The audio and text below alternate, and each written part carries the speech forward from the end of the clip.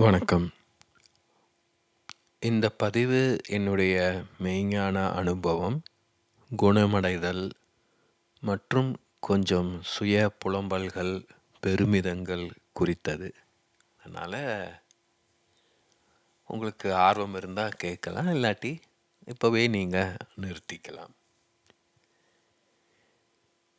உண்மையில் ஒரு முக்கியமான ஒரு கட்டத்தில் இருக்கேன்னு சொல்லலாம். பல விதங்களில் நான் முன்னாடியே வெளிப்படுத்தி இருக்கேன். இருந்தாலும் இது ஒரு முக்கியமான தருணம்.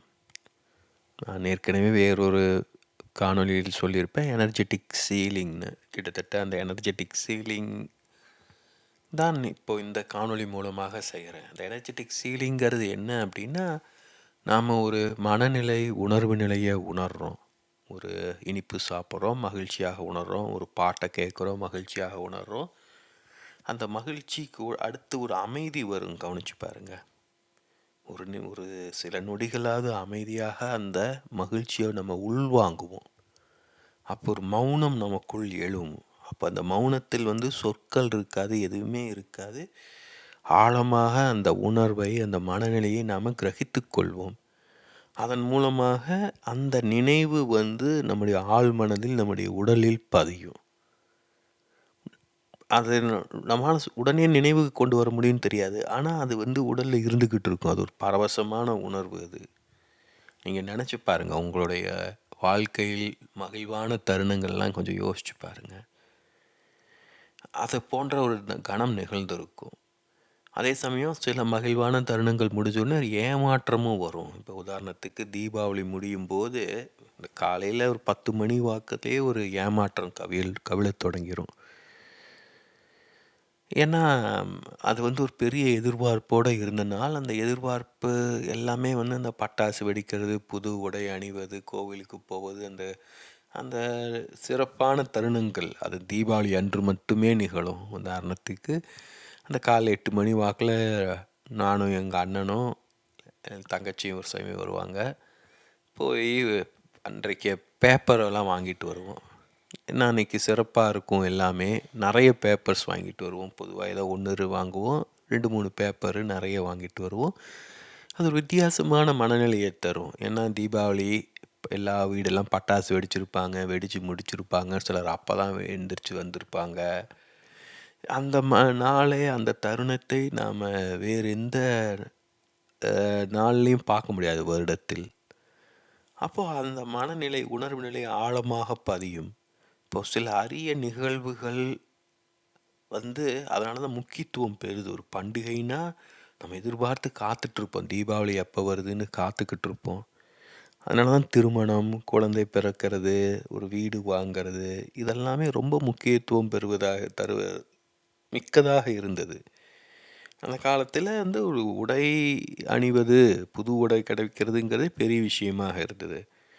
அப்போ நம்ம அந்த உடைகளை வாங்குவது, அந்த உடைகள் கூட நன்றாக நினைவு இருக்குது. இன்னும் 20 30 வருஷம் கழிச்சு, இல்லையா? இப்போ நான் என்னென்ன சொல்கிறேன் அப்படின்னா, அது போன்ற தருணங்கள் இன்று அரிதாகி கொண்டே வருகின்றன. அதை நாம் எல்லோருமே அதை தான் தேடுறோம். என்ன பிரச்சனைனா, நாம் அதை உருவாக்குவதில்லை, நாம் வெளியில் தேடுறோம். ஒரு பாட்டை கேட்டு அந்த உணர்வை உருவாக்க முடியுமா? ஒரு சினிமா பார்த்து, ஒரு சாப்பாட்டை சாப்பிட்டு, இன்றைக்கு அதை எளிதாக அடைய முடியுது. இப்போ ஒரு செல்ஃபோனை வாங்கிறது, யோசிச்சு பாருங்கள். ஒரு வருஷத்துக்கு 1 முறையோ 2 முறையோ தான் புதிய உடை கிடைக்கும் அப்படிங்கிற ஒரு நிலையில் இருந்து, இன்று நம்முடைய பொருளாதார நிலையில் நம்ம பலரும் வேறு கட்டத்துக்கு சென்று விட்டோம்.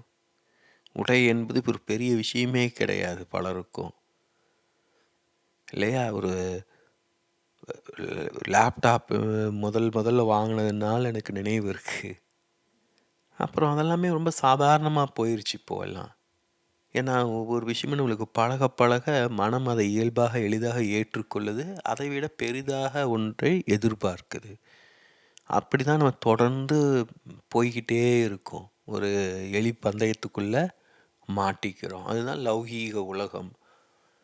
இதுவே தான் ஆன்மீகத்திலையும் நிகழுது. நான் கவனித்தவரும் பலரும் வந்து பார்த்தீங்கன்னா, நூல்களுக்கு மேல நூல்களா வாசிச்சுக்கிட்டே போயிட்டுருக்காங்க. இப்ப என்னுடைய காணொளிகள கேட்கும் சிலரே வந்து, அவர்கள் சிலாகிக்கும் சில விஷயங்கள்லாம் அனாவசியமானதுன்னு நான் சொல்லுவேன். ஏன்னா, ஏற்கனவே சில விஷயங்கள் நம்ம தெரிந்திருக்கும்போது, இப்ப அத்வைதம்னு எடுத்துக்கிட்டா, அத்வைதம் நம்மளுக்கு நன்றாக தெரியும்னா, நம்ம வேற எதையும் தெரிந்து கொள்ள வேண்டிய அவசியம் கிடையாது. இப்ப அத்வைதம் ஒழுங்காக தெரிஞ்சிக்காம இன்னொன்றை தெரிந்து கொள்வதால் பயனும் கிடையாது. இதுவே ஒழுங்கா தெரியாது. அப்போ பௌத்தத்த கத்துக்கிட்டு என்ன பிரயோஜனம்? ஸோ, ஆனா என்ன பண்றோம்னா, நம்ம அப்படியே நகர்ந்து கொண்டே இருப்பதுங்கிறது ஒ ஒரு மகிழ்ச்சிய தருது. ஒரு வாழ்கிறோம்ங்கிற ஒரு பாவனைய தருது. ஒரு தண்ணி ஓடிக்கிட்டே இருக்குன்னா, ஏதோ நிகழுதுங்கிறது தோணுது. ஆனா, அது உண்மையில் ஏதாவது நம்மளுக்கு பயனுள்ளதாக இருக்கான்னா, கிடையாது. அப்போ நம்மளுக்கு அதைப் போன்ற சில தருணங்கள் தேவை. அப்போ நம்ம அத முழுசாக உள்வாங்கிக் கொள்றோம். அப்போ அந்த மனநிலையை, உணர்வு நிலைய ஒரு சீல் பண்றோம். அந்த எனர்ஜிய சீல் பண்றோம். இப்ப அத சொல்வதற்கு காரணம் என்ன அப்டின்னா, இப்ப அது இந்த சீலிங் எனக்குள்ள மாத்திரம் நான் நிகழலாம். இப்ப இத நான் காணொளியாக நான் பதிவு பண்ணி இந்த மனநிலையை நான் வெளிப்படுத்துறேன். இப்போ உங்களில் சிலரும் இத புரிந்து கொள்ள முடியும். அதனால தான் இத வெளியிடுறேன். அப்போ அது என்ன ஆகுதுன்னா, இப்போ உங்கள் சிலர் அத புரிந்து கொள்ளலாம், ஏற்றுக்கொள்ளலாம். ஏதோ ஒரு அதிர்வை உங்களுக்குள்ள ஏற்படுத்தும் இல்லையா? அப்ப அதன் மூலமாக நான் உணரும் இந்த மனநிலையை நான் புற உலகிலும் உறுதி செய்கிறேன். இப்ப அதனால தான் நான் வெளிப்படுத்திக் கொள்தலின் முக்கியத்துவமெல்லாம் நெறைய பேசியிருக்கேன் நானு. நம்முடைய புரிதல்களை நம்ம வெளிப்படுத்திக் கொள்ளும்போது தான் நமக்கே நம் மீது நம்பிக்கை வரும். அத வெளிப்படுத்திக் கொள்ளல அப்படிங்கிற பட்சத்தில நம் மீது நமக்கு நம்பிக்கை இருக்காது. அதே சமயம் யாராவது அத நம்புனா தான் நம்ம வெளிப்படுத்திக் கொள்ளும் நம்பிக்கையும் நம்மளுக்கு உருவாகும். அதையும் நம்ம கவனிப்பது கிடையாது. இது ஒரு நுட்பமான விஷயம். அத நம்ம வெளிப்படுத்திக்கிட்டா தான் மற்றவர்களுக்கு நம்மை புரிந்து கொள்ள முடியும். மற்றவர்கள் நம்மளை புரிந்து கொள்ளும்ங்கிற நம்பிக்கை இருந்தா தான் வெளிப்படுத்திக் கொள்ளும்ங்கிற எண்ணம் நமக்குள்ள உருவாகும். ஏன் இவ்வளோ விலாவாரியா சொல்றேன்னா, நான் இந்த படத்த பத்தி முன்னாடியே சொல்லியிருக்கேன். கிரைசலிஸ் நிலை அப்படின்னு. கிட்டத்தட்ட இந்த நிலையில தான் கடந்த 3, 4 வருடங்களாக நான் இருந்துட்டுருக்கேன். ஒரு பெரிய மாற்றம். அது வெவ்வேறு விதங்களில் எழுதியிருக்கேன், பேசியிருக்கேன். நான் இங்க அத திருப்பியும் ரிப்பீட் பண்ண விரும்பல. இப்போ இது வந்து அ அ ஒரு பட்டாம்பூச்சி கூட்டுப்புழுவாக இருக்கும் நிலை. இது ரொம்ப ஒரு சுவாரஸ்யமான நிலை இது. அதாவது ஒரு உயிரினம் வந்து இன்னொரு உயிரினமாக அப்படியே மாற்றம் அடையும். அது ஒரு பாம்புக்கு கால் முளைக்குதுன்னு வைங்க. அது பாம்பு ஏற்கனவே இருக்கு. டக்குனு 4 கால் முளைக்குது. இருக்கிறது அப்படியே உருமாறுது. புழுவா இருக்கிற லார்வா வந்து டக்குனு கொசுவா மாறிடுது. ஒரு பூச்சியா மாறுது. நம்ம அத உட்காந்து பார்த்துட்டு இருக்க முடியாது எப்போ மாறுதுன்னு. ஆனா அதுதான் மாறுது. அது ஒரு நிலையிலேருந்து இன்னொரு நிலைக்கு மாறுது. இதுதான் இயல்பு. ஒரு கல் இருக்கு. அத தள்ளி விடுறோம். அது உருண்டு ஓடுது. ஒரு நிலையிலிருந்து இன்னொரு நிலைக்கு மாறுறது. இது இயல்பாக நிகழ்றது. பு அ பௌதீக ரீதியாக, உயிரியல் ரீதியாக இதான் நிகழும். முட்டை இருக்கு, கோழி குஞ்சாகுது இப்படி. ஆனா, இந்த கூட்டுப்புழுங்கிறது ஒரு சுவாரஸ்யமான நிலை. என்ன அப்படின்னா, அந்த புழு வந்து தனக்கு சுத்தி ஒரு கூட்டை உருவாக்கி கொண்டு, அதற்குள் அது முற்றிலும் தன்னை கரைத்துக் கொள்ளும். ஒரு கூழை போல உருமாறிரும் அது. அப்புறம் உருமாறி அதிலிருந்து அந்த வண்ணத்து பூச்சி வெளியில வருது. இத கொஞ்சம் யோசிச்சு பாருங்க. ஏன் அப்படியே இந்த புழு அப்படியே அது ரெக்க முளைச்சு பறந்து போயிடலாம்ல. தெரியல அது என்னன்ட்டு. இது அதனால இது ரொம்ப தனித்துவம் மிக்கதுன்னு சொல்றாங்க. ஏன்னா முற்றிலும் வந்து அந்த கூட்டுப்புழு நிலையில அந்த பட்டாம்பூச்சிக்கும், புழுவுக்கும் எந்த சம்மந்தமே இருக்காது. ஒரு கூளை போல இருக்கும் அப்படின்னு சொல்றாங்க. இப்போ அதை போன்ற ஒரு மாற்றத்த தான் நான் சொல்லிக்கிட்டு இருக்கேன் இப்போ. இத பத்தி எழுதின ஒரு பதிவை நான் இணைப்பை தந்திருக்கேன். நீங்க வாசிச்சு பார்க்கலாம். அதை எழுதி 15, 16 மாசங்கள் ஆச்சு. ரொம்ப சுவாரஸ்யமானது. ஏன்னா, இது வந்து ஒரு பட்டாம்பூச்சிக்கு நிகழுதுன்னா, அது ஒண்ணும் கவலைப்பட்டுக்கிட்டு இருக்காது.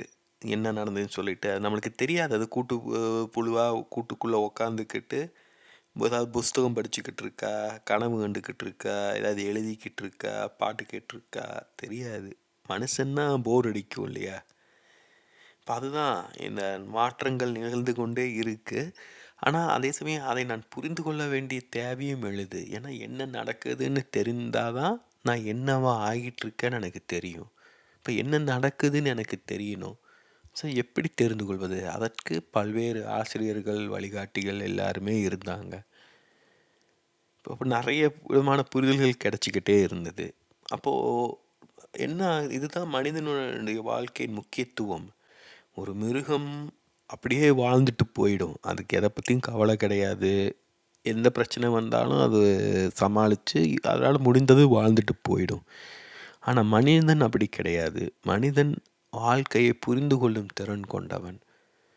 வாழ்க்கையை புரிந்து கொள்ளும்போது தான் அது முழுமை கொள்ளுது. இப்ப நம்ம எல்லோருமே மற்றவர்கள் நம்மள புரிஞ்சுக்கணும்னு எதிர்பார்ப்போம் இல்லையா?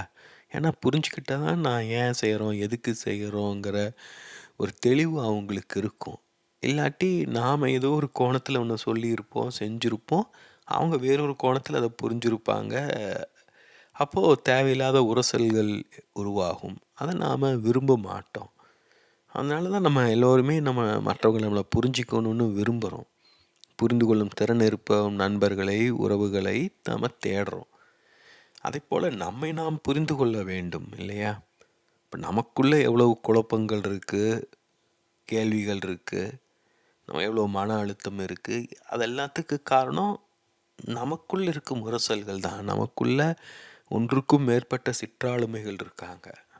நம்ம ஒரு ஆளுமையா வெளிப்படுத்திக்கிட்டாலும், உள்ளுக்குள்ள ஒருவர் வந்து இத பேசலாமா? பேசக்கூடாதா? இத பண்ணலாமா? பண்ணக்கூடாதான்னு ஒரு அலசி ஆராய்ஞ்சுக்கிட்டே இருக்காரு. உதாரணத்துக்கு இந்த காணொளிய நேத்து இரவே பதிவு செய்யலாம்னு நெனச்சேன். அப்போ மனநிலை வேறு போல இருந்தது. தூங்கி எந்திரிச்சு வேறு சில காணொளிகளை பதிவு செஞ்சதோனே டக்குன்னு தோணுச்சு. ஒரு நல்ல ஒரு ஃப்ளோ கிடைக்குது இப்போ. நான் என்ன பேசணுமோ அந்த ரிதம் கரெக்ட்டா எனக்கு வருது இப்போ. ஆனா இப்போ நான் என்னன்னா, எனக்குள்ள இருக்கிற அந்த பல குழப்பங்கள், அது ரொம்ப முதல் அளவுக்குலாம் குழப்பம்னா சண்டை போட்டுக்கிற அளவுக்குலாம் ஒண்ணும் பிரச்சனை இல்ல. ஆனாலும் ஒரு சின்ன ஒரு சந்தேகம் இருந்தது. பேசலாமா? கூடாதா? அப்படின்ட்டு. அப்போ இது இப்போ அந்த ஃப்ளோக்கு வந்துருச்சு. இப்படிதான் நமக்குள்ள பல சிற்றாளுமைகள் இருக்கு. அதையெல்லாம் தொகுத்துக்கிட்டு நாம ஒண்ணா அப்படியே வெளிப்படுத்திக் கொள்றோம். அப்போ அது அது அத புரிஞ்சுக்கணும். அதுக்கு இடையில இருக்கிற உரசல்கள் தான் வாழ்க்கையில இருக்கிற பிரச்சனைகளுக்கு காரணம். நம்ம புரிந்து கொள்ளும் தோறும் வாழ்க்கை எளிதாகிக் கொண்டே வரும். அதுவும் குறிப்பாக ஒரு சிக்கலான தருணத்தில் நாம் சிக்கிக்கொள்ளும்போது, நம்மால் நம்மை சரியாக கையாள முடியும் முடியுமான்னு ஒரு கேள்வி எழும்போது, யாருடைய உதவியாவது நாடுவது தவறே கிடையாது. அப்ப அததான் நான் செஞ்சுட்டுருந்தேன். உளவியல் வல்லுனர்கள், கவுன்சிலர்கள், ஆன்மீக ஆசிரியர்கள், வழிகாட்டிகள்னு பலரோடு நான் இணைந்து பணியாற்றிக் கொண்டே இருந்தேன். நெறைய புரிதல்கள் கிடைச்சுச்சு. அதே சமயம் புரிதல் என்பது வந்து பார்த்தீங்கன்னா, அது ஒரு பக்க சார்பு கொண்டது. நான் புரிஞ்சுக்கிறேன், ஆமா. நான் புரிஞ்சுக்கிட்டது சரியான்னு தெரியணும் இல்லையா? இப்ப என்னதான் நெறைய பேர்ட்ட பேசினாலும் வந்து பார்த்தீங்கன்னா, நம்ம யார்ட்டயும் முழுசா நம்மள வெளிப்படுத்திக் கொள்ள முடியாது. எல்லாத்துட்டயும் கொஞ்சம் கொஞ்சமா தான் வெளிப்படுத்திக் கொள்வோம். நமக்கு நம்மள பத்தின ஒரு புரிதல் இருக்கும். நம்மளுக்கு 10 நண்பர்கள் இருந்தாங்கன்னா, 10 நண்பர்கள் நம்மள 10 விதமா பார்த்துருப்பாங்க. அப்ப அந்த 10 நண்பர்கள் நம்ம ஒரு விஷயத்த பத்தி 10 விதமான கருத்து சொல்றாங்க. சரின்னு. நான் ஒரு சின்ன எளிமையான உதாரணம் வச்சுக்கலாம். இப்போ இந்த காணொளி எவ்வளோ மணி நேரம் பேசலான்னு 10 பேர்ட்ட கேட்குறேன். ஒவ்வொருவரும் சொல்றாங்க ஒரு நம்பர். 1 மணி நேரம் பேசு, 2 மணி நேரம் பேசு, ஒருவர் 10 மணி நேரம் பேசுங்கிறாங்க. நான் எத தேர்ந்தெடுப்பேன்? நானாக ஒரு முடிவுக்கு வரணும் இல்லையா? அவங்க எல்லாமே நண்பர்கள். நான் சொல்றேன், இது ஒரு முக்கியமான காணொளி. நான் முக்கியமான ஒரு விஷயத்த பத்தி ஷேர் பண்ணிக்கணும்னு நெனைக்கிறேன். எவ்வளோ நேரம் பேசலாம்? அப்படின்னோனே அவங்களுக்கு என்னை பத்தி நெறைய தெரிஞ்சிருக்கும். பட் இருந்தாலும் அவங்க பார்வையில தான் தெரிஞ்சிருக்கும். ஸோ அவங்க எல்லாருமே அக்கறையோட சொல்றாங்க. "ரொம்ப முக்கியமான விஷயம்ப்பா நீ 10 மணி நேரமாவது மினிமம் பேசணும்." அப்படின்னு ஒருத்தர் சொல்றாரு. 1 மணி நேரத்துக்கு மேல பேசினா யாரும் கவனிக்க மாட்டாங்க. அதுக்குள்ள சுருக்கிக்கோ. இப்படி ஒவ்வொருவரும் கருத்து சொல்லுவாங்க. நாம தானே தேர்ந்தெடுக்கிறோம். அதைப்போல தான் நமக்குள் பல சிற்றாளுமைகள் இருக்கலாம். அவர்களெல்லாம் ஒன்றாக ஒருங்கிணைத்து நாம் ஒருவராக நம்மளை வெளிப்படுத்தி கொள்ள வேண்டியது இருக்குது. இப்போது நான் பல ஆசிரியர்கள் மூலமாக பல புரிதல்கள் கிடைச்சாலும் நான் அதை தொகுத்து கொள்ள வேண்டியதாக இருக்குது. தொகுத்து கொள்ள வேண்டியதை நான் முன்வைக்க வேண்டியதாகவும் இருக்குது. அப்போ நம்ம எப்போவுமே நம்மளை முன்வைக்கும் போது, நம்மளை வெளிப்படுத்தி கொள்ளும்போது, மற்றவர்கள் அதை ஏற்றுக்கொள்ளும் விதத்தில் தான் நம்ம நம்மளை வெளிப்படுத்தி கொள்வோம். இப்போது பக்கத்தில் ஒரு நண்பர் இருக்கார் அப்படின்னா, அவருக்கு என்ன புரியுமோ அதுக்கேற்ற பாஷையில் தான் நம்ம பேச முடியும் இல்லையா? அவருக்கு ஹிந்தி தெரியாதுன்னு வைங்க, நம்மளுக்கு ஹிந்தி தெரியும்னா ஹிந்தியில் பேசுவோமா? அவர்கிட்ட பேசுகிறனால ஏதாவது பலன் இருக்கா? அவர் இல்லை, ஒரு 3ஆம் மனிதர் இருக்கார், அவருக்கு ஹிந்தி தெரியுமான்னு தெரிஞ்சுக்கிட்டு அப்புறம் நம்ம ஹிந்தியில் பேசினா அர்த்தம் இருக்குது. அதை விட்டு நம்ம ஹிந்தியில் பேசினோன்னா நம்ம என்ன காட்ட விரும்புகிறோம்? நம்மளுக்கு ஹிந்தி தெரியுங்கிறத அவருக்கு காட்ட விரும்புகிறோன்னு அவர் நினச்சிக்குவார். ஏன்னா அவருக்கு ஹிந்தி தெரியாது. அப்போ அதை அவர் எப்படி வேணும் நினைக்கலாம், வேறு திமிருப்பாரு ஹிந்தி தெரியும்னு காட்டுறான் அப்படின்னு நினைக்கலாம். இல்லாட்டி அவர் நினைக்கலாம், ஒரு வட மாநிலத்தை சேர்ந்தவர் போல் இருக்குது, தமிழ் தெரியாது போல் இருக்குது, பாவம்னு நினைக்கலாம். ஸோ நாம் முடிவு பண்ணணும் எப்படி வெளிப்படுத்தி கொள்கிறோங்கிறத. அதே சமயம் அதை நம்ம முடிவு செய்யும்போது நம்முடைய அறிவு, அனுபவம், பக்குவத்துக்கு ஏற்ப முடிவு செய்வோம். ஆமாம், அப்போ ஒரு வேடம் போடுறோன்னு சொல்லலாம் இல்லையா? அது நான் இப்படி என்னை வெளிப்படுத்தி கொள்கிறேன்னு நாமளாக முடிவு செய்யும்போது நாம் அந்த வேடத்துக்கு ஒவ்வாதது எல்லாத்தையும் உள்ளுக்குள்ளே மறைத்து வைத்து கொள்வோம். அப்போ நாம் வெளிப்படுத்தி கொள்வதிலையும் ஒரு பொய் வந்துடுது. இப்போ நம்ம புரிதலை முன்வைப்பதில் ஒரு பொய் உருவாகிடுது. அப்போது வேறு என்ன செய்வது? எனக்கு தெரியாமல் தான் நான் இந்த காணொளிகளெல்லாம் உருவாக்க தொடங்கினேன். அதாவது நான் ஒரு பக்கம் ஒரு குணமடைதல் நிகழ்ந்து கொண்டு இருக்கு, என்னை பற்றி நான் அறிந்து கொண்டு வருகிறேன், புரிந்து கொண்டு வந்தேன். இன்னொரு பக்கம் எனர்ஜெட்டிக்கலி நிறைய மாற்றங்கள் நிகழ்ந்தது, நான் அந்த மாற்றங்களை உணரவும் தொடங்கிட்டேன். இதெல்லாம் எங்கே கொண்டு போகும்னு தெரியல. அது ஒரு எளிதானதாக இல்லை, ரொம்பவும் துயர்மிக்கதாக இருந்தது, வழி தருவதாக இருந்தது. நீங்கள் பழைய காணொளிகளில் அந்த மிச்சத்தை இன்னும் கவனிக்கலாம். எழுத்துக்களில் இன்னும் அது தெளிவாகவே வெளிப்பட்டிருக்கும் அந்த வழி. அப்போது என்னென்னா உணரவும் முடியுது, அறிதல், புரிதல், உணர்தல் 3 கட்டமும் ஒரே சமயத்தில் நிகழ்ந்து கொண்டிருக்கு. சிலதை அறிந்து கொண்டு இருக்கேன், சிலதை புரிந்து கொண்டு இருக்கேன், சிலதை உணர்ந்து கொண்டு இருக்கேன். அது மிக மிக வேகமாக நிகழுது, என்ன நடக்குதுன்னு புரியலை. அப்போது அந்த குழப்பத்தை நான் ஏதோ ஒரு விதத்தில் வெளிப்படுத்தி கொள்ளும்போது தான் ஒரு அளவாக தெளிவு எனக்குள்ளே கிடைக்கும். அப்போது எப்படி வெளிப்படுத்தி கொள்வது? அதற்கு தான் முதலில் நான் எழுத்தை தேர்ந்தெடுத்தேன். இப்போ எழுத்து ரொம்ப சிக்கலான விஷயம். அது முறுக்கு பிழிகிறது போலன்னு வைங்க. அது முறுக்கு பிழிகிறதுலேயே அந்த அச்சில் பல ஓட்டைகள் இருக்கலாம், ஒரே ஓட்டை இருக்கலாம், அப்படின்லாம் இருக்குது. ஒரே ஒரு சின்ன ஓட்டையில் இருக்கிற ஒரு அச்சில் நிறைய மாவு போட்டு பிழிஞ்சோம் அப்படின்னா நிறைய அழுத்தம் கொடுக்க வேண்டியது இருக்கும். அப்படிப்பட்டதான் எழுத்து. ரொம்ப மனசை போட்டு ஒரு வதைன்னு கிடையாது, ஆனால் அது தேவை இல்லையா? அதனால சில பேர் எழுத்து பிரசவம்லாம் சொல்கிறாங்க. அப்படி சொல்ல முடியாது, முறுக்கு பிழிகிறது மாதிரின்னு சொல்லலாம். அதை அமுத்தி அந்த ஒரு வார்த்தையாக வெளியில் கொண்டு வர வேண்டியதாக இருக்குது. அப்போது தொடக்கத்தில் எழுத தொடங்கிய எழுத்துக்களை மிகவும் கனம் பொருந்தியதாக இருந்தது. அப்போது எழுத என்ன ஆகுதுன்னா, அந்த வெறுமன வார்த்தைகள் மட்டும் வராமல் அதனோட உணர்ச்சிகளும் வெளியே வர தொடங்குச்சு.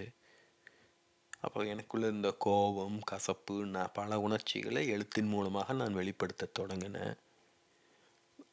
அப்போ நம்ம வெளிப்படுத்துவதை பிறர் வாசித்து, ஏன்னா நம்ம வெளிப்படுத்துவதற்கு ஒரு காரணம் மற்றவர்கள் புரிந்து கொள்ளணுங்கிறது. அப்போ வாசித்து ஏதாவது கருத்து சொன்னால் தான் நம்மளுக்கு ஒரு நம்பிக்கை வரும். துரதிர்ஷ்டவசமாக எழுத்து வாசித்தவர்கள் யாரும் எந்த கருத்தும் சொல்லலை. இத்தனைக்கும் பல நண்பர்கள் எழுத்தாளர்கள் இருக்காங்க, நிறைய தீவிரமான வாசகர்கள் தான். எனக்கு தெரிந்தவர்கள், நண்பர்கள்னு சொல்கிறத காட்டணும், நிறைய பேருக்கு என்ன நன்றாகவே தெரியும். அப்போ பலருக்கு அனுப்புனாலும் யாரும் எந்த கருத்தையும் சொல்லலை, ஒன்றுமே சொல்லலை, ஒன்றுமே புரியலை. ஸோ இது எல்லாமே ஒரு குழப்பம் புரியும்னு நினைக்கிறேன். இதுதான் அந்த கிரைசலிஸை யோசிச்சு பாருங்கள். அதாவது உள்ளுக்குள்ளே அது கூழ் போல இருக்குன்னா, அந்த கூழுக்குள்ள என்ன நிகழுது? கடல்ல பார்க்குறோம், அமைதியா இருக்கிற மாரி தான் இருக்கு. அலைகள தவிர நடுக்கடலுக்கு போனோம்னா, ஒண்ணுமே இருக்காது. அப்படியே தண்ணி அப்படியே இருக்கும். ஆனா, அதுக்குள்ள நீரோட்டம் இருக்கு. நீர் சுழன்று கொண்டே இருக்கும் வெவ்வேறு திசைகள்ல. அப்ப அதைப் போல தான் அது உள்ளுக்குள்ள கூலாக இருந்தாலும், அதற்குள்ள ஏதாவது ஒண்ணு இயங்கிக் கொண்டே இருக்கும். அதோட உயிராற்றல். அதுதான் வந்து அந்த பட்டாம்பூச்சியின் வர்ணத்தை உருவாக்குதுன்னு சொல்லலாம். அந்த வடிவத்தை, அழகை உருவாக்குதுன்னு சொல்லலாம். அப்ப அதைப் போல நம்ம உள்ளுக்குள்ள வந்து குழப்பம் ஓடிக்கிட்டே இருக்கு மனசு. அதுல ஒரு சிலத வெளிப்படுத்த முடியுது. என்னுடைய மனதுக்கு ஓரளவு நல்லாவே வந்தது. ஓரளவு சில ஃபீட்பேக் கிடைச்சது. ரொம்பவே ஓரளவுக்கு திருப்தியா இருந்தது. ஆனாலும் பத்தல. அப்போ தான் வேறு விதமாக யோசிச்சு இந்த காணொளிகளை உருவாக்கத் தொடங்கினேன். உண்மைய சொல்லப் போயின்னா, நான் முழுசாக என்ன கண்டறிந்ததுக்கு அப்புறம் தான் என்ன வெளிப்படுத்திக் கொண்டு இருக்கணும். கொஞ்சம் அவசரப்பட்டுட்டேன்னு தான் சொல்லணும். ஆனா, ஒரு விதத்தில் அது அவசியமானதுன்னு நான் சொல்லுவேன். ஏன்னா, இது ரொம்ப ஒரு சிக்கலான ஒரு நிலை. அதாவது நான் என்ன தனிப்பட்ட விதத்தில் சொல்லல. உலக அளவிலேயே நான் சொல்றேன். அதாவது இன்று வந்து கிழக்கு, மேற்கு என்ற பிரிவு வந்து போயிருச்சு. அதாவது வாழ்க்கை முறையில் மேலோட்டமாக கிழக்கு, மேற்குக்கும் எந்த வித்தியாசமும் கிடையாது. நம்ம பார்க்கும் டிவி நிகழ்ச்சிகள், சினிமாக்கள், செய்திகள், ஊடகங்கள், உணவுப் பொருட்கள், உடை, ஈவன் நம்ம கல்வி முறை, வாசிக்கும் நூல்கள் எல்லாவற்றிலுமே பார்த்திங்கன்னா பெரிய பிளவுகள் எதுவும் இல்லை. நம்ம பள்ளி கல்வி முறையே வந்து மேலை நாட்டு கல்வி முறையை சார்ந்தது. நம்ம வாழ்க்கை முறையே மேலை நாட்டு வாழ்க்கை முறையை அடிவற்றியதாக மாறிவிட்டது. இப்போது வேலைக்கு போகிறதுங்கிறத நம்ம மரபில் கிடையாது இல்லையா? அதெல்லாம் நவீன கல்வி வந்து தொழிற்சாலைகள், அலுவலகங்கள்லாம் உருவானதுக்கப்புறம் உருவானது. ஸோ வாழ்க்கை முறையே மாறிக்கிட்டு இருக்கு. சிந்தனை முறை மாறிக்கிட்டு இருக்கு. ஆனால் நம்முடைய உடல் மாறாது. யோசிச்சு பாருங்க. நம்ம என்னதான் டிப்டாப்பாக ட்ரெஸ் பண்ணிக்கலாம், அதாவது கோட் சூட்டெல்லாம் போட்டுக்கிட்டு நுனி நாக்கு ஆங்கிலம் பேசிக்கிட்டு இருக்கலாம். என்ன சாப்பிடுவோம்? ஏன் நம்மால் உணவு பழக்கத்தை மாற்ற முடியல? ஒரு கோட்டு சூட்டு போட்டுக்குவது எளிதாக இருக்குது. ஆங்கிலம் பேசுவது கொஞ்சம் கஷ்டப்பட்டா சாத்தியம். ஏன் நாம் இன்னும் உணவு பழக்கத்தை மாற்றாமல் வச்சுருக்கோம்? அது அவ்வளோ எளிது கிடையாது. உடல் என்பது பூமியோடு பிணைந்தது. பூமி வந்து மாறுவதற்கு நேரம் எடுக்கும். காலம் வந்து பூமியோடு இணைந்தது. காலம் வந்து விண்ணில் இருக்கும் காலம் வேகமாக செல்லும். மனம் வேக வேகமாக இயங்கும். அந்த வேகத்துக்கு உடலால் இயங்க முடியாது. அப்போது நாட்கள் எடுக்கும். மரபு, அந்த பண்பாடு தரும் பிணைப்பு அவ்வளவு ஆழமானது. நாக்கை கட்டுப்படுத்துவது எளிது கிடையாது. இதெல்லாம் நாம் வேறு சூழலில் வாழும்போது தான் நமக்கு தெரியும். அப்போது அந்த மரபு, அது தரும் அந்த விழுமியங்கள், அந்த எனர்ஜி, இதெல்லாம் நம்ம உடலில் எபிஜெனட்டிக்ஸ் மூலமாக தலைமுறையாக ஊறி இருக்குது. நாம் வாழும் வாழ்க்கை என்பது நம்முடையது மட்டுமல்ல, நம்முடைய மூதாதையருடைய வாழ்க்கையும் சேர்ந்தது. அது எல்லாம் கலந்து வாழ்ந்துக்கிட்டு இருக்கோம். நாம் உணரும் துக்கம் பல மற்றவர்களுடையது. நம்முடைய ஆசைகள், விருப்பு வெறுப்புகள் பலவும் வந்து பார்த்திங்கன்னா மற்றவர்களை சார்ந்தது. நம்முடையதுன்னு எதுவுமே இதுதான் தெளிவாக எதையுமே சொல்ல முடியாது. அப்போது ஒரு விதத்தில் நாம் இந்த வாழ்க்கையை பொறுப்பாக வாழ்வதன் மூலமாக நம்மை அறியாமல் எவ்வளவோ பேரை வந்து வாழ்க்கையை பூர்த்தி செய்கிறோம். அப்போது நம்மை குணப்படுத்தி கொள்வது தான் அதுவும் ஒரு அடையாளம். அதாவது ஒரு கம்பளி பூச்சி வந்து கூட்டுப்புழுவாக மாறுறதுக்கு பயன்படுத்தி எதுக்கு நான் மாறணும் அப்படின்னு நின்றலாம். ஏன்னா மனிதனுக்கு அந்த திறமை கொண்டவன், கேள்வி கேட்கும் திறமை கொண்டவன். நான் ஏன் மாறணும்? இது என்னுடைய வாழ்க்கை அப்படின்னு.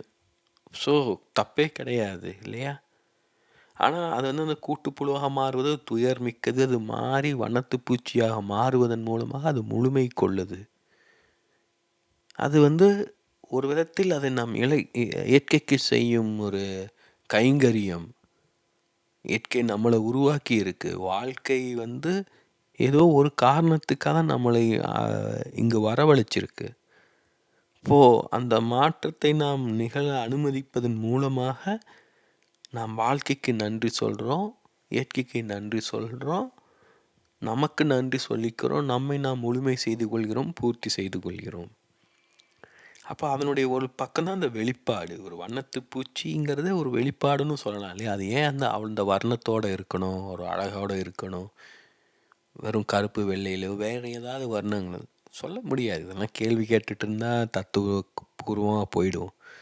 பட் யோசிச்சு பாருங்கள், இதெல்லாம் ஒரு அழகியல் கோணத்தில் வாழ்வை ஒரு ரம்மியமானதாக ஆக்குவதற்குன்னு சொல்லிட்டா அது ஒரு ஹைக்கூ இந்த இடத்துல சொன்னால் பொருத்தமாக இருக்கும். எழுதி முடிக்கப்பட்ட காதல் கடிதம் முகவரி தேடி அலைகிறது வண்ணத்து பூச்சி. எழுதி முடிக்கப்பட்ட காதல் கடிதம் முகவரி தேடி அலைகிறது வண்ணத்து பூச்சி. கொஞ்சம் பொறுமையாக இதை நீங்கள் உள்வாங்கிக்கலாம், இதை விளக்க முடியும். ரொம்ப அழகான இது, டக்குன்னு ஞாபகம் வந்துச்சு, ரொம்ப நாள் நினைவில் இருந்தது. யார் எழுதுனதுலாம் ஞாபகம் இல்லை. நிறைய நுட்பங்கள் நிறைஞ்சிருக்கு இதில். இன்னொரு சமயம் பேசலாம். என்ன நான் என்ன சொல்ல வரேன்னா, அந்த வண்ணத்து பூச்சியை அழகின் கோணத்தில் பாருங்கள். இப்போ அது எப்படி வேணாலும் வாழ்ந்துட்டு போகலாம் இல்லையா? ஒரு புலியும் உயிர் வாழுது, ஒரு மானும் உயிர் வாழுது, ஒரு வண்ணத்து பூச்சியும் உயிர் வாழுது. இதில் எது சிறந்த வாழ்க்கைன்னு சொல்ல முடியுமா? நம்ம எல்லாருமே புலியாக விரும்புவோம். எவ்வளோ சக்தி மிக்கது, திறன் மிக்கது. யாராவது புலியை வெற்றி கொள்ள முடியுமா? வண்ணத்து பூச்சியும் யாராவது வெற்றி கொள்ள முடியுமா? புளியை கூட சிறை வச்சு பிடிச்சிட முடியும். வண்ணத்து பூச்சியும் பண்ணலாம். பட் யோசிச்சு பாருங்கள், அந்த மென்மையை நம்ம முயற்சி செஞ்சு வலிமையை, உறுதியை பெற்றிட முடியும். மென்மையை நம்மை நாம் கைவிடும்போது தான் மென்மையை அடைய முடியும். இப்போ அந்த கம்பளி பூச்சி தன்னை கைவிட்டு கூட்டுப்புழுவாக மாறிச்சு. அந்த கூட்டுப்புழுவும் பார்த்திங்கன்னா வெளியில் அந்த கூடு இறுகி போயிருக்கும், அதுக்குள்ளே தான் கூலாக இருக்கும். அந்த இறுக்கத்தை கைவிடும்போது அந்த இறுக்கம்தான் அகங்காரம். இப்போ அந்த அகங்காரம் தேவை. அந்த அகங்காரத்தை கொண்டு, மன உறுதியை கொண்டு நமக்குள்ளே கோழி அடகாப்பது போல் எதையும் அடகாத்துக்கிட்டு இருக்கோம். ஆனால் என்னென்னா, கோழியும் முட்டையும் வேறு வேறு. பட் இங்கே அந்த கூட்டுக்குள்ளே இருக்கிற அந்த கூழ் ரெண்டுமே நாம தான். கூடு நாம தான், அந்த கூழும் நாம தான். அந்த கூடை உடல்னு வச்சுக்கலாம். இப்போ அந்த கூட்டுக்குள் அடைந்திருக்கும் நம்முடைய ஆன்மாவை நம்ம விடுவிக்கணும். அப்போ அந்த அகங்காரம் உடையணும். இப்போ இது எல்லாமே பார்த்திங்கன்னா தன்னியல்பாக தான் நிகழும். கம்பளி புழு எப்போ கூட்டுப்புழுவாக மாறுதுன்னு அதுக்கு தெரியும். உள்ளுணர்வு மூலமாக தானாக மாறிடும். கூட்டுப்புழு எப்போ வெளியில் வருதுன்னு தெரியும். ஆனால் மனிதனுக்கு இதெல்லாம் புரிய மாட்டேங்குது. இப்போ கேட்ட உடனே எப்போ நான் கூட்டுப்புழு ஆகலாம், எப்போ நம்ம கூட்டுப்புழு ஆகலான்னு ஒரு ஆசை நமக்குள்ளே எழும். அதை போல தான் கூட்டுப்புழு ஆகிட்டேன், நான் ரெடி ஆகிட்டேன்னு நானும் துடிச்சிக்கிட்டே இருந்தேன். ஏன்னா நான் என்னை வெளிப்படுத்தி கொள்கிறேன், அது சரியாக போய் சேருதா என்னன்னு தெரில. எழுத்து நான் எதிர்பார்த்த எதிர்வினைகளை தரவில்லை. இப்போ எதேர்ச்சியாக இந்த காணொலியில் உருவாக்க தொடங்கினேன். அது நான் எதிர்பார்க்காத விதத்தில் கவனங்கள் ஈர்த்தது. இப்போது 493 சப்ஸ்கிரைபர்ஸு. இதே போன சேனலில் இதை விட ரொம்ப குறைந்த நேரத்தில் 750 சப்ஸ்கிரைபர்ஸ் வந்துட்டாங்க. ஹிட்ஸும் பார்த்திங்கன்னா கிட்டத்தட்ட 70-80,000 போயிடுச்சு. இப்போது தோராயமாக ஒரு 20,000 போயிருந்தாலே அதிகம். நான் எதுக்காக சொல்ல வரேன் அப்படின்னா, அது என்னுடைய திட்டமே இல்லாமல் அது உருவாகி நல்ல பரவலாக கவனம் பெற்றுச்சு. ரொம்ப மகிழ்ச்சி தந்தது. ஏன்னா நான் அதை தான் விரும்பினேன், திட்டம் இல்லாமல் இருக்கிறது. ஏன்னா அப்போது நான் என்னை இயற்கையின் கட்டுப்பாட்டில் ஒப்படைத்து விட்டேன், பிரபஞ்சத்தின் கட்டுப்பாட்டில் ஒப்படைத்து விட்டேன்னு ஒரு எண்ணம் இருந்தது. ஆனால் அது பட்டாம்பூச்சி அதை செய்ய முடியும், மனிதன் அதை செய்யக்கூடாது. ஏன்னா மனிதனுக்கு ஒரு சுய கட்டுப்பாடு, ஒரு தெளிவு இருக்கணும். அந்த ஆளுமை என்பது அவசியம். ஏன்னா அது பட்டாம்பூச்சி என்ன வடிவில் அது வெளிப்படுது, நிறத்தில் வெளிப்படுதுங்கிறது அதை தேர்ந்தெடுப்பது கிடையாது. மனிதனால் தேர்ந்தெடுக்க முடியும். அதுதான் ரொம்ப சுவாரஸ்யமான விஷயம். அதாவது நம்ம அந்த நேரத்தை தேர்ந்தெடுக்க முடியாது. கம்பளி புழு கூட்டுப்புழுவாகணும், அந்த கூட்டுப்புழு வண்ணத்து பூச்சி ஆகணும்.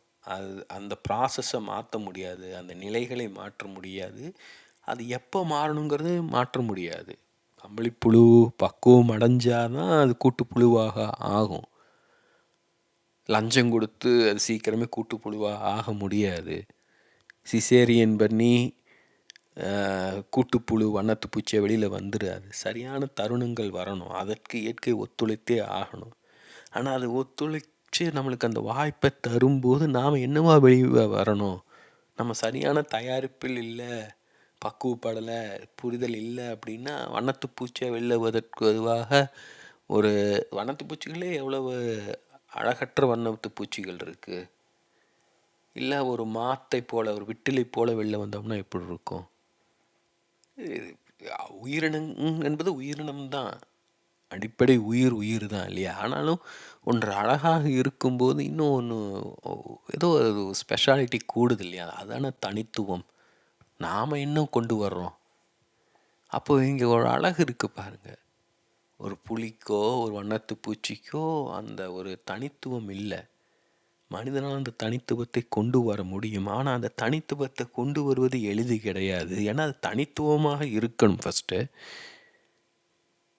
அது எப்படி தனித்துவம்னு நம்மளுக்கு தெரியல. அதுதான் இப்போ அதை தான் நான் கடந்த பல மாதங்களாக இந்த காணொளிகள் மூலமாக முயன்று கொண்டிருந்ததுன்னு சொல்லலாம்.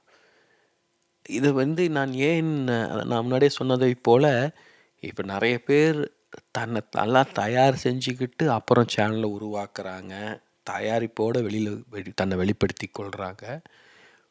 உண்மையை சொல்லப்போனால் நானும் அதை செஞ்சுருக்கிறது தான் முறையாக இருந்திருக்கும். ஏன்னா நான் பலரையும் காயப்படுத்தி இருக்கேன் இந்த ப்ராசஸ்னால்.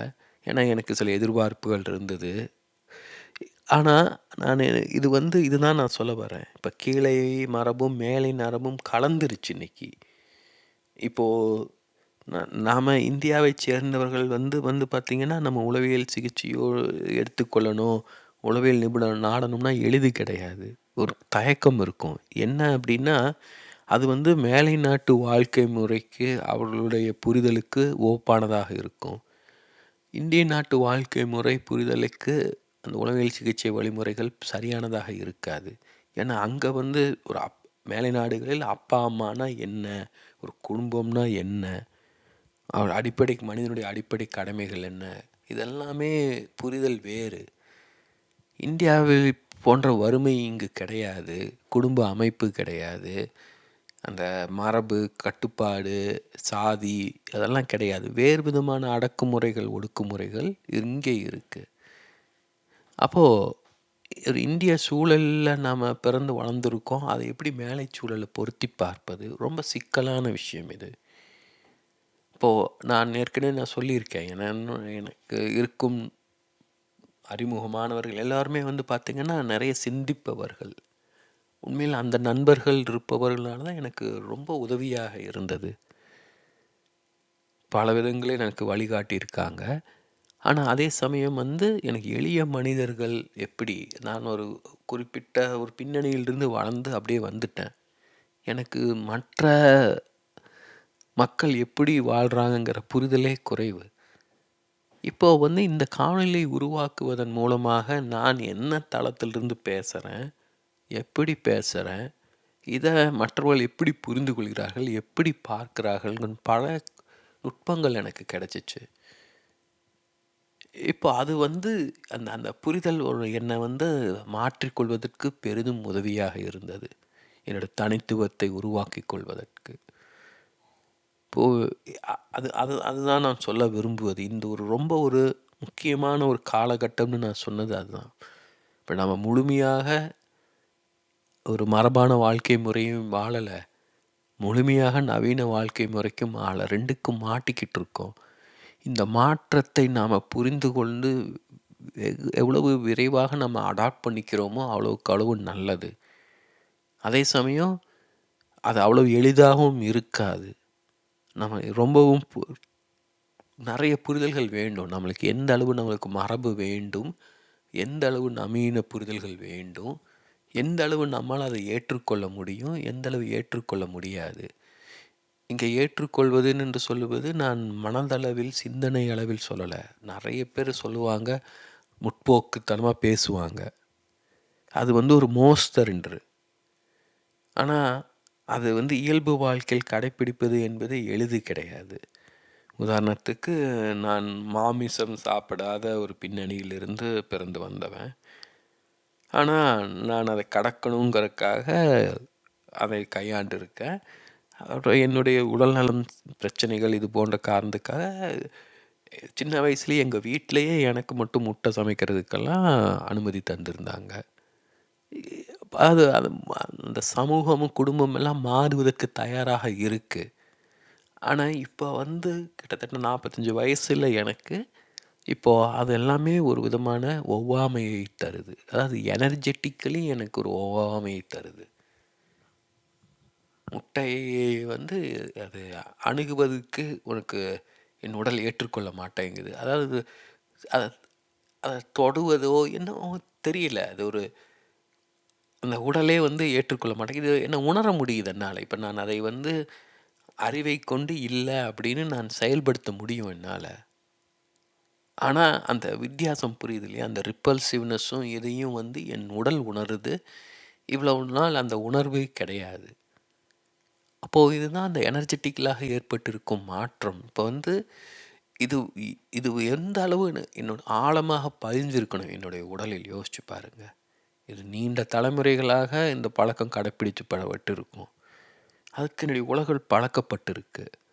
ஆனால் வேறு தேவைகளுக்காக அவனுடைய சிந்தனையை கொண்டு நம்ம நவீன வழிமுறைகளை கொண்டு அதை கடக்க முடிஞ்சிச்சு. இப்போவும் எனக்கு மாமிசம் சாப்பிடுவது பிடிக்கும். நான் மறுக்கலை. சாப்பிடாமல் இருக்க போகிறது இல்லைன்னு நினைக்கிறேன். ஆனால் அந்த அலைச்சல், அதாவது அந்த ஈர்ப்பு குறைஞ்சிருச்சு. அந்த சுவைக்காக சாப்பிடுங்கிற ஆர்வம் குறைஞ்சிருச்சு. மாமிசம் என்று மட்டுமல்ல, இனிப்பு குறிப்பாக. அதை விட எனக்கு இனிப்பு ரொம்ப பிடிக்கும். நிறைய இனிப்பு சாப்பிடுவேன். இப்போது சுத்தமாக அந்த இனிப்பின் மீதான ஆர்வம் குறைந்து விட்டது. அது உடல் தேவைப்படுறதில்ல. உடல் கேட்கலை. ஒரு நாளைக்கு ஒரு வேளை சாப்பிட்டாவே போதுமானதாக இருக்குது. நிறைய மாற்றங்கள் இயல்பாக நிகழ்ந்திருக்கு. இப்போ நான் இதை ஏன் இந்த காணொலியை திருப்பி நான் எனர்ஜெட்டிக்கான அந்த சீலிங்குக்காக உருவாக்குறேன்னு சொன்னேன் அப்படின்னா, முக்கியமான மாற்றமாக அந்த இதயத்தில் இருக்க ஒரு பெரிய ஒரு இறுக்கம் வெளியேறி இருக்கு. இது பல தடவை நான் சொல்லியிருக்கேன். ஹீல் ஆகிட்டேன், மாறிட்டேன்னு சொல்லுவேன். ஆனால் திருப்பியும் ஏதாவது சிக்கல் வரும். ஏன்னா நான் என்னுடைய பிரச்சனையின் கருவாகும் போதே உருவான போதுங்கிறதுனால நான் என்னுடைய இயல்பான நிலையை நான் உணர்ந்ததே இல்லை. ஹீலாக தொடங்கும் போதும் ஒவ்வொரு டைம் ஆகான்னு ஒரு திருப்தியும் ஒரு தெளிவும் கிடைக்கும். நம்ம அப்படி சொந்த ஊருக்கு போகும்போது நம்ம தூரத்துலேயே தெரிஞ்சிடும் இல்லையா, அப்பா வீடு வந்துருச்சு அப்படின்னு ஒரு மனசுக்கு நிம்மதியாக தொடங்கும் இல்லையா. அதை போல் இப்போது அதை போன்ற உணர்வாக கூட இருக்கலாம். இது முடிஞ்சதுக்கப்புறம் திருப்பியும் ஏதாவது துக்கம் வெளிப்படலாம். சொல்வதற்கு கடினம். ஆனால் அப்படி இல்லைன்னு உள்ளுக்குள்ள ஒரு ஆழமான ஒரு உணர்வு இருக்குது. இப்போ அதனால தான் இதெல்லாம் விரிவாகவே பதிவு செய்யணும்னு தோணுச்சு. இப்போ இதெல்லாம் சொல்வதற்கு காரணம், நம்ம எல்லோருக்குமே இது போன்ற நிகழ்வுகள் நிகழக்கூடும். வாழ்க்கை ஒரு சிக்கலை பிரச்சனையை உருவாக்குது அப்படின்னா நாம் கற்றுக்கொள்வது ஏதோ இருக்குன்னு சுட்டி காட்டுது. நாம் இப்போது வாழ்க்கையை வாழ்ந்து கொண்டு இருக்கும் விதம் தவறுன்னு அது காட்டுது.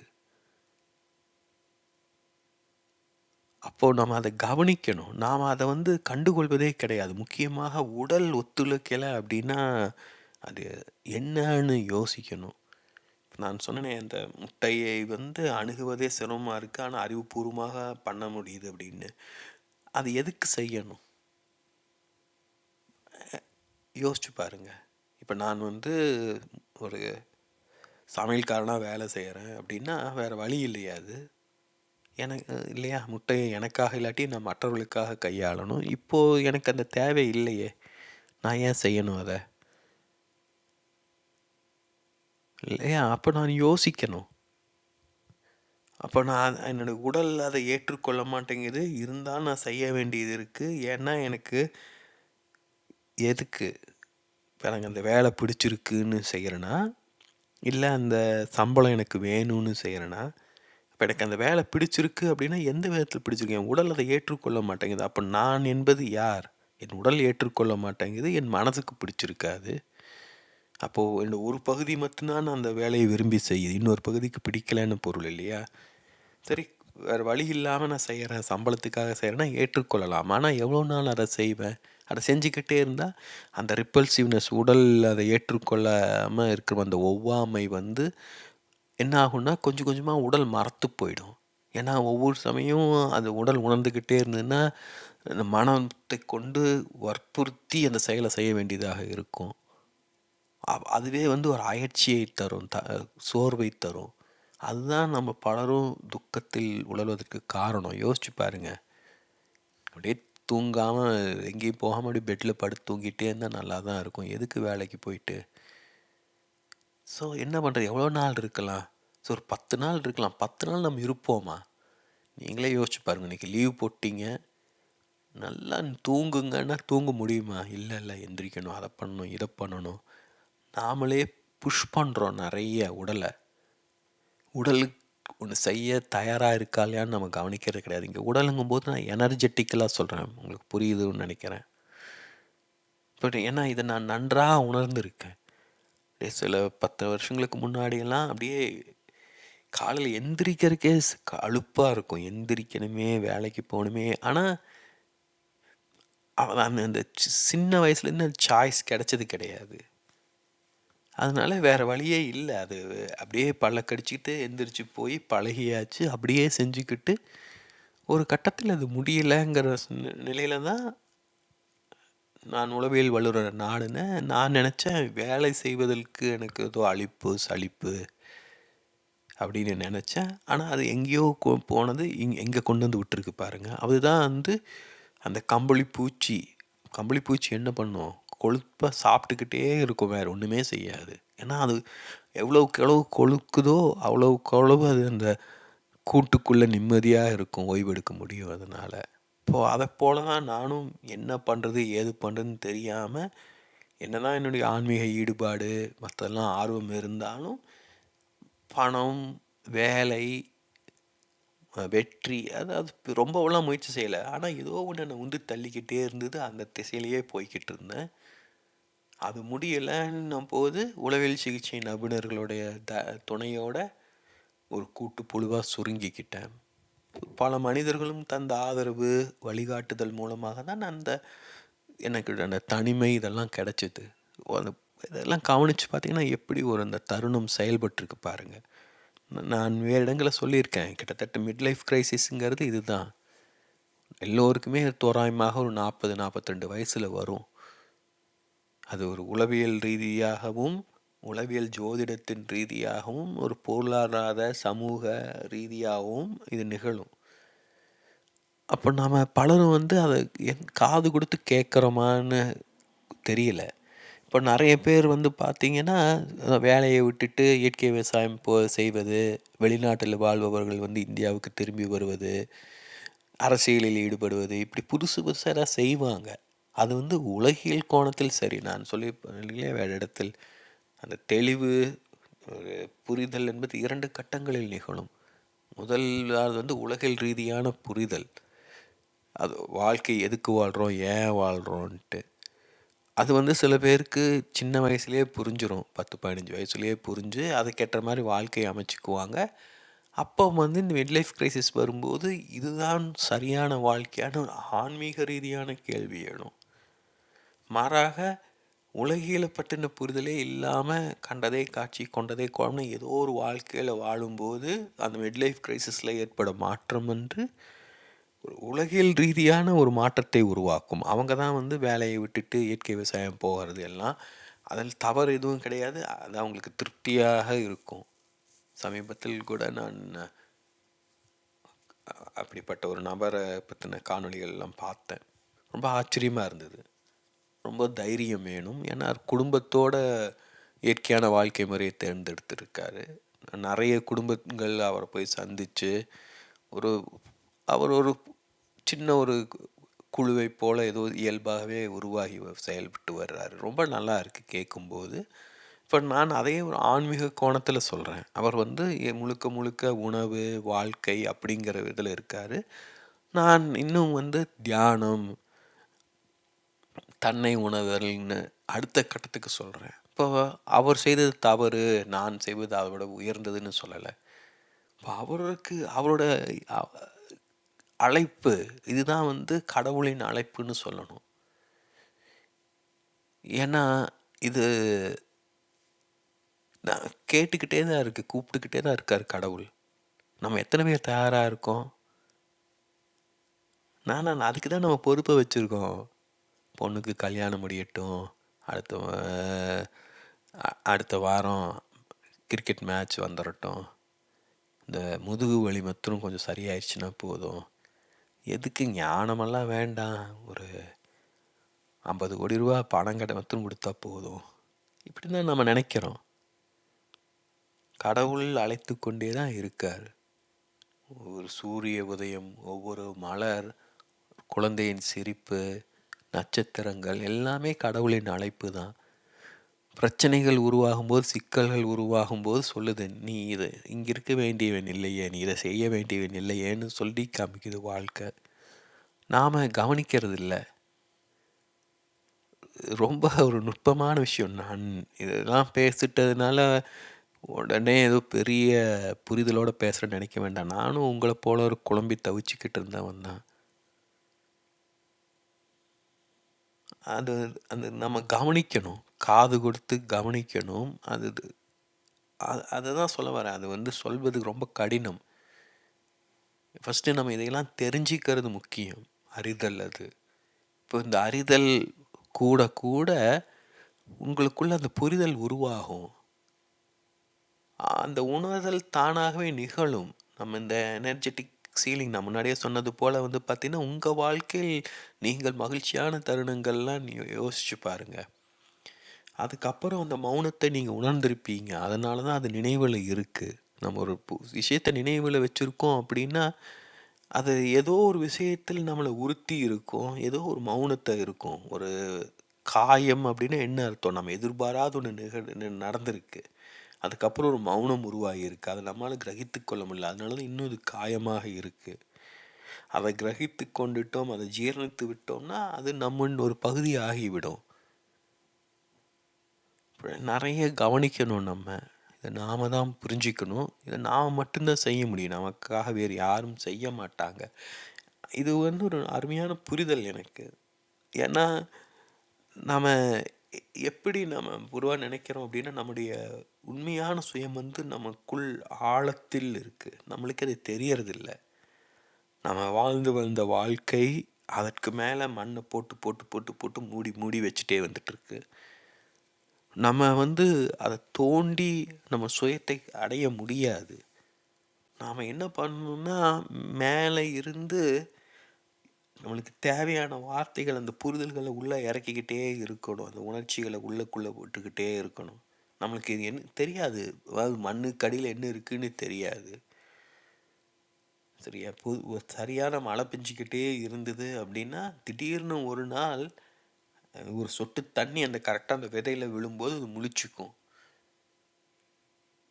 அப்புறம் அது முளைவிட தொடங்கும். அப்படி தான் நடக்கும். அது நம்ம எவ்வளோ ஆழத்தில் இருக்குன்னு நம்மளுக்கு தெரியாது. நாம் வாசிக்கும் விஷயங்கள், நாம் தெரிந்து கொள்ளும் விஷயங்கள் எப்போ அது போய் சேரும்னு தெரியாது. இப்போ அந்த மண்ணுக்கு மேலும் நிற்கும் தண்ணீர், தேங்கி நிற்கும் தண்ணீரை போன்றது அறிதல். அது எப்போவுமே வெளியில் ததும்பிகிட்டு இருக்கும். அறிதலை எல்லோருமே தெரிஞ்சு கொள்ளலாம், பார்க்கலாம். குளத்தில் தண்ணி தேங்கி நிற்கிறத போல் அந்த மண்ணுக்குள் ஊறும் நீர் தான் புரிதல். மண்ணுக்குள்ளே ஊர்ந்து அது புரிதல் உள்ளே இறங்கிக்கிட்டே இருக்கும். அதை அந்த விதை உணரும் போது அது உணர்தலாக மாறும். அதை உணர்ந்ததுமே அது முளைத்து அந்த விதை முளைக்க தொடங்கும். அது அப்போ வந்து வாழ்க்கை மாறத் தொடங்கும். அத நம்மால உள்ளுக்குள்ள உணர முடியும். ஆனா, அது ஒரு பதட்டம். இப்ப அந்த மாரியான நிலை தான் நான் இருந்தேன்னு சொல்லலாம். அதாவது ஏதோ மாறிக்கிட்டு இருக்கு. என்ன மாறுதுன்னு தெரியல. எப்படி மாறுது? அது எப்படி வெளிப்படுமோ?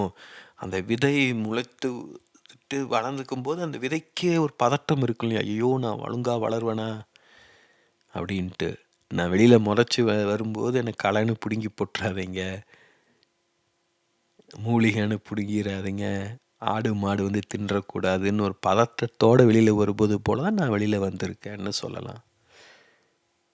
இப்போ நான் மிகவும் ஒரு மகிழ்ச்சின்னு சொல்ல முடியாது. நேத்து நான் பதிவு செய்யணும்னு போனபோது, ஒரு வித உணர்வெழுச்சியில இருந்தேன். ரொம்ப ஒரு மகிழ்ச்சியா, ஒரு பரவசத்தில இருந்தேன். அப்ப நான் பேசியிருந்தேன்னா, இன்னும் ஒரு உணர்ச்சிகரமாக பேசியிருப்பேன். வேறு கோணத்தில பேசியிருப்பேன். இவ்வளவு கிளியராக பேசியிருக்க முடியாது. ஏன்னா, இது நான் ரொம்பவும் மகிழ்ச்சியா உணர்றேன். என்ன காரணம் அப்டின்னா, வாழ்க்கையில பெரிய துக்கம் எது அப்டின்னா, நாம குணமடைந்து வரும்போது நமக்கென யாருமே இல்லாமல் இருப்பது. கொஞ்சம் பொறுமையா யோசிங்க. கொஞ்சம் கனமான வார்த்தைகள பயன்படுத்துறேன். வாழ்வின் பெரும் துக்கம் என்ன அப்டின்னா, நாம் குணமடைந்து வரும்போது நமக்கென யாரும் இல்லாமல் இருப்பது. அதுக்கு துக்கத்திலே இருந்துரலாம்ல. சேது படம் நினைவுக்கு வரக்கூடும் உங்களுக்கு. இல்ல நம்ம குணமடைந்து வரோங்கும்போது யாருமே இல்ல. அப்போ நாம நோயில் இருந்ததும் தெரியாது, குணமடைந்ததும் யாருக்கும் தெரியாது. நம்ம எப்படி இருந்தோன்னு தெரியாது, எப்படி மாறியிருக்கோன்னு யாருக்கும் தெரியாதுங்கும்போது, நம்ம எப்படி வேணா இருந்துக்கலாம். எந்த பெரிய மாற்றமும் ஏற்படாது. அந்த நிலையில நானும் இருந்தேன். ஏன்னா நான் இந்த குணமடைதலுக்காக மிக கடுமையான உளமாற்றிகள பயன்படுத்தினேன். அப்போ நண்பர் நண்பர் பழனி கேட்டாரு. இதெல்லாம் கவனமா பயன்படுத்துங்க. ஏன்னா, அது நெறைய பேர் இந்த உளமாற்றிகள்லாம் பயன்படுத்தினா, அவங்க ஒரு மீள முடியாத இருளுக்குள் போயிர்றாங்க. அப்படின்னு சொல்லியிருந்தாரு. அப்ப நான் சொன்னேன், நான் வெளியில இருந்தாலும் யாரும் கண்டுகொள்ள போவது கிடையாது. இருளுக்குள்ள வீழ்ந்தாலும் யாரும் கண்டுகொள்ள போவது கிடையாது. ஸோ, என்ன அளவில் எந்த வித்தியாசமும் கிடையாது 2க்கும் அப்படின்னேன். இப்போ திரும்பி வருவேனா இல்லையான்னு தெரியாம தான் நான் உண்மையில் இறங்குனேன். ஏன்னா, அவ்வளவு வலி. ஸோ, அந்த வலியோட வெளியில இருப்பதற்கு காட்டிலும் அந்த இருளுக்குள்ளே போயிரலான்னு தான் போனேன். உண்மையில் ஒரு தெளிவு கிடைக்கும்போது, புரிதல் கிடைக்கும்போது பயம்தான் உருவாகுச்சு. ஏன்னா, இந்த வாழ்க்கையில் அப்படியே பழகிருச்சு நம்மளுக்கு. ஒரு எதிர்ப்பும், ஏமாற்றமும், பொய்யும், போலித்தனமும் அதுவே நம்மள சூழ்ந்து இருந்துட்டு, ஒரு நல்லது நடக்கும்போது நம்புவதற்கே கஷ்டமா இருக்கு. இப்படியெல்லாம் கூட நடக்குமா? அப்படின்ட்டு. உண்மையில் அது ஒரு திகைப்பா தான் இருந்தது எனக்கு. நான் மீண்டு வராமல் அப்படியே காணாமல் போயிருந்தா உண்மையில ஒரு விதத்துல மகிழ்ந்திருப்பேன். ஏன்னா இது ஒரு பெரிய பொறுப்பு இப்போ. மீண்டு வந்ததுக்கப்புறம் என்னை நான் தெளிவுபடுத்திக் கொள்ள வேண்டியதாக இருக்கு. எனக்குன்னு ஒரு உருவம், வடிவத்தை, அடையாளத்தை உருவாக்கி கொள்ள வேண்டியதாக இருக்கு. இதை பராமரிக்க வேண்டியது இருக்கு. பேண வேண்டியது இருக்கு. இது வாழ்நாள் முழுக்க நான் செஞ்சுக்கிட்டு இருக்கணும் இனி. ஏன்னா இப்போ இந்த காணொளிகளை உருவாக்கி ஒரு அடையாளத்தை ஏற்படுத்திட்டேன். எதிர்பார்ப்புகள் உருவாகிருச்சு. இப்போ இந்த எதிர்பார்ப்புகளை நான் பூர்த்தி செஞ்சுக்கிட்டே இருக்கணும் இல்லையா? ஸோ ஆனால் வேறு வழி கிடையாது. அதுதான் மனித வாழ்க்கை. அதாவது 2 கட்டங்களாக வாழ்க்கையை வாழணும். முதல் கட்டம் நமக்காக, 2வது கட்டம் மற்றவர்களுக்காக. நாம் பலரும் வந்து நமக்காகவே வாழ்கிறது கிடையாது. எப்படி வாழ்க்கையை வாழ்கிறோம்னு நம்மளுக்கு தெரியறது கிடையாது. அதனால தான் இவ்வளோ சிக்கலில் இருக்கும். நாம் நமக்காக வாழத் தொடங்கணும் முதல்ல. நாம் நமக்காக வாழ்ந்து நாம் அதில் முழுமை கொள்ளும்போது நாம் மற்றவர்களுக்காக வாழத் தொடங்கியிருப்போம். உண்மையில் அப்போ வந்து நாம் மற்றவருங்கிற பிரிவே இருக்காது. நாம் எப்போ வந்து நம்மை தூக்கி போட்டுட்டு நமக்கு முக்கியத்துவம் தராமல் மற்றவர்களுக்காக வாழத் தொடங்குகிறோமோ அப்போ நாம் துக்கத்தை உருவாக்குவோம். ஏன்னா அப்போ நம்மளை யார் கவனிச்சுக்கிறது? நம்ம ஒவ்வொருவருக்கும் நாம் தான் முக்கியமான மனிதர் இந்த உலகில், இந்த வாழ்க்கையில். நம்ம விட வேறு யார் முக்கியம் கிடையாது. ஆனா அத நம்ம உணரணும். இத வார்த்தைகளாக புரிந்து கொள்ளக்கூடாது. அது உணர்வது எளிது கிடையாது. ஏன்னா, நம்முடைய வாழ்க்கை முறை அப்படிப்பட்டது. நம்ம தலைமுறை தலைமுறையாக, காலம் காலமாக மற்றவர்களுக்கு முக்கியத்துவம் தந்து தான் வாழ்ந்திருக்கோம். இப்ப திடீர்னு ஒரு சில தலைமுறைகளில் நம்முடைய வாழ்க்கை முறைய மாற்றிட்டு முற்றிலும் சுயநலமானவர்களாக மாற முயற்சிக்கிறோம். அதில் நம்ம மகிழ்ச்சி கொள்வது கிடையாது. நம்மளுக்கு அடிப்படையில் நம்ம இந்தியர்கள் அப்படிப்பட்ட மனப்பாங்கு கொண்டவர்கள் கிடையாது. நாம் கனிவானவர்கள். அதனால தான் இவ்வளவு காலமாக நாம ஒரு இணைந்து வாழ்ந்திருக்க முடியுது. ஒரு பண்பாடாக, ஒரு நாடாக. யோசிச்சு பாருங்க. இப்போ நமக்குள்ள இருக்கும் பிளவுகள், பிரிவுகள் எல்லாம் கடந்த ஒரு 30, 40 வருடங்களில் இந்த பொருளாதார மாற்றம் இதெல்லாம் உருவானதுக்கு அப்புறம் உருவானது தான். இப்போ அதற்கு முன்னாடி எல்லாம் வந்து பக்கத்தில் இருக்கிறவங்க யாராக இருந்தாலும் அனுசரித்து போகணும். நிறைய விஷயங்கள் இருந்தது. அந்த எளிமையிலும் ஏழ்மையிலும் ஒரு மகிழ்ச்சி இருந்தது. இன்றைக்கி வசதி வந்ததுக்கப்புறம் நாம் பலரும் பல விதங்களில் துண்டித்து கொண்டு விட்டோம். ஒரு விதத்தில் அது தேவை தான். ஏன்னா தேவையில்லாத உணர்ச்சிகரமான பிணைப்புகளை நாம் கைவிடணும். அப்போ தான் ஆன்மீக ரீதியாக வளரணும். அப்போது அந்த சமநிலையை கண்டுபிடிக்கணும். நமக்கு எப்போது தனிமை வேண்டும், எப்போது மற்றவர்கள் வேண்டும். அது நான் சொல்லுவேன் இல்லையா, இதெல்லாம் அறிவை கொண்டு செய்ய முடியாது. வாழ்க்கை அந்த சூழலை ஏற்படுத்தி தரும். அந்தந்த நேரம் வரும்போது, அந்த தருணம் வரும்போது அதற்கான புரிதல் நம்மளுக்கு நிகழும். அந்த மனிதர்கள் நம்ம வாழ்க்கையில் இடம்பெறுவார்கள். அந்த நிகழ்வுகள் உருவாகும். அதுதான் நான் கடவுளின் அழைப்புன்னு சொல்கிறேன். இப்போ எனக்கு ஷாமனிசம் பயிற்சியில் ஈடுபடுவதற்கு ஒரு அழைப்பு வந்தது. நான் ஏற்கனவே சொல்லியிருக்கேன். அதை என்னால் ஏற்றுக்கொள்ள முடியலை. ஆனால் கிட்டத்தட்ட நான் அதற்குள் உள்ளிழுக்கப்பட்டு விட்டேன். அந்த டிஸ்கிரிப்ஷனில் கொடுத்துருக்க பதிவை வாசித்து பார்த்தீங்கன்னா தெரியும். எந்த குழப்பத்தில் இருந்தேன், எப்படியெல்லாம் எனக்கு வெவ்வேறு விதங்களில் தெளிவு கிடச்சிது. ஆனால் அப்படியும் ஒரு வருஷத்துக்கும் மேலே ஆகிருக்கு இவ்வளோ ஒரு நிதானத்துக்கு வருவதற்கு. ஏற்கனவே சொன்னது போல் இதுவும் ஒரு தற்காலிகமான நிலை தான். ஒரு துக்கம் புதிதாக உருவாகலாம், தெரியலை. ஆனால் நம்ம சின்ன சின்ன வெற்றிகளையும் நாம் கொண்டாடணும். அதன் மூலமாக தான் அந்த எனர்ஜியை நாம் சீல் செய்கிறோம். இப்போ அப்படி தான் கொஞ்சம் கொஞ்சமாக நம்ம துக்கத்திலேருந்து வளர முடியும். துக்கத்திலேருந்து ஒரே நேரத்தில் வளர முடியாது. அது ஒரு படிப்படியாக தான் மலை ஏறுவது போல் ஒவ்வொரு படியாக தான் ஏறி வரணும்.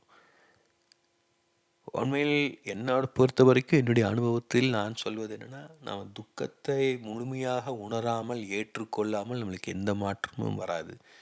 நம்ம ஆன்மீக ரீதியாக வளராமல் இருக்கோம்னா நான் போதிய அளவு துக்கப்படலைன்னு சொல்லுவேன். அது கேட்பதற்கு கொஞ்சம் சங்கடமாக இருக்கலாம், ஒரு எதிர்மறை தன்மை கொண்டதாக இருக்கலாம். ஆனால் அதுதான் உண்மை. அதற்காக உடனே நமக்கு போய் சங்கடப்படணும்னு அவசியம் கிடையாது. நம்ம வாழ்க்கை ஏற்கனவே சங்கடத்தில் தான் இருக்குது. சிக்கல்கள் பிரச்சனைகள் இல்லாமல் இருக்காது. உடல் அளவில், மனதளவில், குடும்பத்தில், சமூகத்தில். சமூகத்தையெல்லாம் விட்டுருங்க, உங்கள் வாழ்க்கையை கவனிங்க. உங்கள் உடலில், மனதில் அதில் என்ன காயம் இருக்குது, வலி இருக்குது, எதை மேம்படுத்தணும் என்னன்னு கவனிங்க. அதற்கு முழுமையான கவனம் தாங்க. நம்முடைய நோயும் நம்முடைய வாழ்வின் ஒரு பகுதி தான். நம்ம யோசித்து பார்த்தீங்கன்னா, அந்த சின்ன வயசுலலாம் காய்ச்சல் வராதான்னு ஒரு ஏக்கமாக இருக்கும். ஏன்னா உடம்பு சரியில்லாமல் போனால் தான் கொஞ்சமாவது வீட்டில் கவனிச்சுக்குவாங்க. அப்போ தான் நெய் தடவி ப்ரெட்டு டோஸ்ட் பண்ணி கொடுப்பாங்க. அது ரொம்ப ஒரு காஸ்ட்லியான சமாச்சாரம். அது ப்ரெட்டு சாப்பிட்றதுங்கிறதுக்காகவே காய்ச்சல் வரணும்னு ஆசையாக இருக்கும். இப்போது அதுதான் நோய், இந்த துக்கம், துயரமான தருணங்கள் இவை எல்லாமே ஒரு தருணத்தில் நமக்கு மகிழ்ச்சியையும் நிறைவையும் தரும். நமக்கு தனிப்பட்ட விதத்தில் தரணும். அதெல்லாம் ரொம்ப கவனிக்கணும் நாம. ஏன்னா இதையே நம்ம ஒரு மனப்பழக்கமாக்கி, நம்ம இன்னொருடைய ஆறுதலும், அரவணைப்பும் வேணும். அதுக்காகவே நம்முடைய ஆழ்மனம் நோயை உருவாக்கக்கூடும். இப்ப சிறு வயதில் எனக்கு உடல்நல சிக்கல்கள்லாம் இருந்ததுன்னா, அதுக்கு முக்கியமான காரணம், அந்த உடல்நல பிரச்சனைகள் இருந்தா தான் எனக்கு அந்த கவனிப்பு கிடைக்கும் பெரியவர்களிடமிருந்து. அத என் ஆழ்மனம் உணர்ந்து, அதனாலேயே பல சிக்கல்களை உருவாக்கி இருக்கு. ஸோ நம்முடைய ஆழ்மனம் மிக பிரம்மாண்டமானது, மிக பெரியது. நாம் வாழும் வாழ்க்கை என்பது ஒரு கடலில் மிதக்கும் ஒரு பனிப்பாளத்தை போன்றது. அந்த பனிப்பாளத்திலேயே பார்த்தீங்கன்னா, அதனுடைய பெரும்பகுதி தண்ணிக்குள்ளே தான் மூழ்கி இருக்கும். நம்ம பிரக்ஞைங்கிறது ஒரு கடல். நம்முடைய உடல் என்பது ஒரு பனிப்பாலம். அதில் நம்முடைய அகங்காரம் என்பது அதில் நுனியில் வெளியே தெரிவது சிறு நுனி மட்டும்தான். நன்றாக புரிஞ்சிக்கணும். நிறைய பேச வேண்டியது இருக்குது. நிறைய மாற்றங்கள் உருவாகிக்கிட்டு இருக்கு. என்ன நிகழுமோ அது தானாக நிகழும். அது நிகழ நாம் அனுமதிச்சா போதும். இப்போ அதனால தான் இதை இன்னொரு தலைப்பு வைக்கலான்னு நினச்சேன், உயிர்த்தெழுதல்னு. அது ஒரு விதத்தில் நாம் செய்யும் செயல்னு சொல்லலாம். ஒரு கிரைசலிஸுங்கிறது, கூட்டுப்புழுங்கிறது உயிர்த்தெழுதல் கிடையாது. அது உயிர் வாழ்தல். அது ஒன்றும் இறந்து போய் பட்டாம்பூச்சியாக பிறக்கலை. அது கூட்டுப்புழுவாக இருக்கும்போது உயிர் வாழ்ந்துட்டு தான் இருக்குது. இப்போது அது எப்போ கூட்டுப்புழுவாகணும், எப்போது வண்ணத்து பூச்சியாக மாறணுங்கிறது அந்த உயிரினம் முடிவு செய்வது கிடையாது. இயற்கை முடிவு செய்வது, கடவுள் முடிவு செய்வது. கடவுள் அழைக்கும்போது மட்டும்தான் நாம் நாமாக மாற முடியும். அது வரைக்கும் நாம் நாமாகவே இருப்போம். கடவுள் நம்மை அழைக்கும்போது நாம் நாமாக ஆவோம். அதன் மூலமாக நாம் கடவுளாக மாறுவோம். நம் வாழ்க்கை நம் தேர்வு, நம் வாழ்க்கை நம் பொறுப்பு.